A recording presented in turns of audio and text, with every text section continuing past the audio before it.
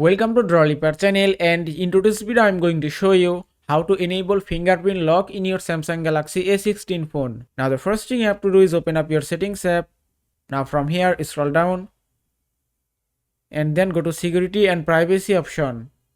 After that scroll down a bit and then go to biometrics and then go to fingerprints option.